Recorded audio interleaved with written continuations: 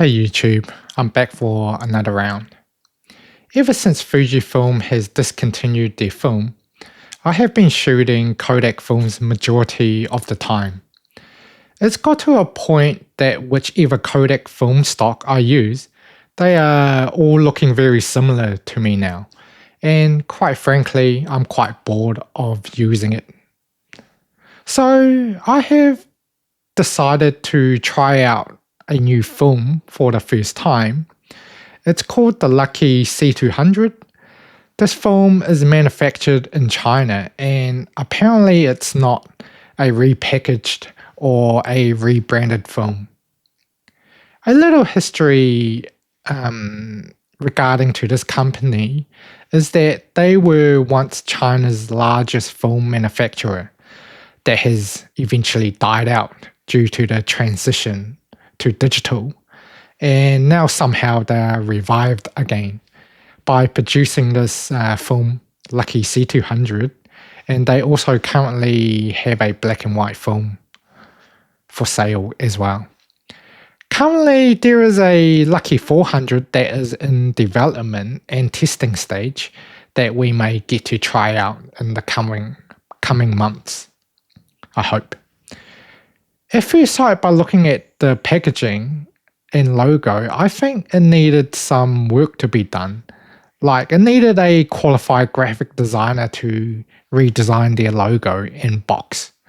Because my initial thought of seeing this film at my local film lab is, what sort of cheap film is this? It looks like it's a film that's made in the 1970s or something. This film comes in a black metal canister and is DX coded, which is great. But yeah, the design and the font of this could be better. Anyways, in the meantime, have a look at my photos.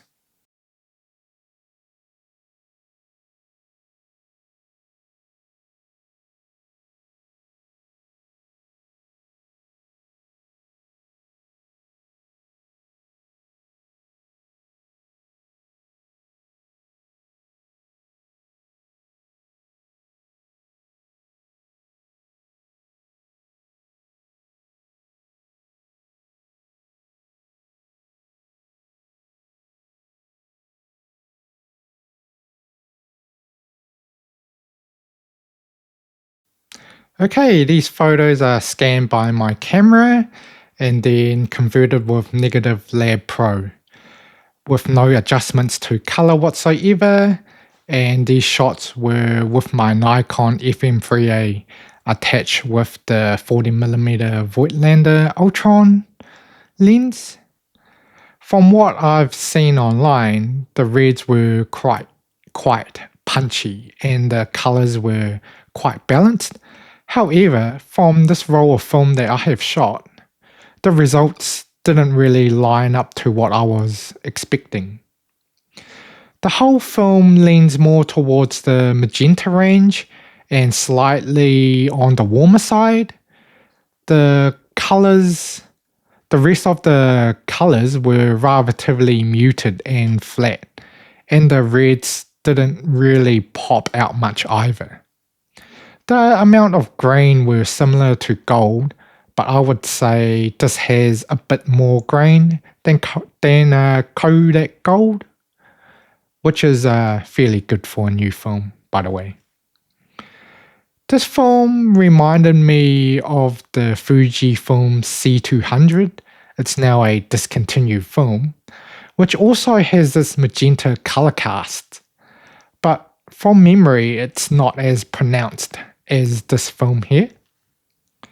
The contrast seems to be low and black seems to be quite lifted, and the sharpness of this film stock is okay, but I would have to compare it to gold. Then gold may seem to be a little sharper and clearer.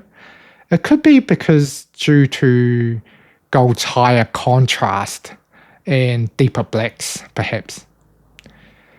Once you take out the magenta tone or color cast out of this image, or out of the this film stock, the results looks quite pleasant along with the skin tones. If I were to rate this film stock, I think it would be a solid C. It's not a bad film, but I think I sort of expected a little bit more from this film before I was, going to try it out. Soon Lucky will release the 400 ASA film, and I'll definitely be trying it out. Lately, I feel like color films had become quite stale at the moment, and I'm actually glad that there's more company that's producing more film stocks. And yeah, let's just hope the next one could be a banger, I suppose. I personally do prefer film stocks that are a bit muted in colors and contrast. So I could be actually trying out this film again in the future.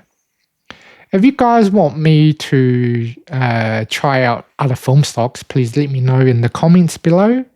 And yeah, perhaps I may even, test it out. Lastly, please subscribe. I would love to hit my first milestone of 100 subscribers. And yeah, thank you for your time, and I guess I'll see you in the next one. See you.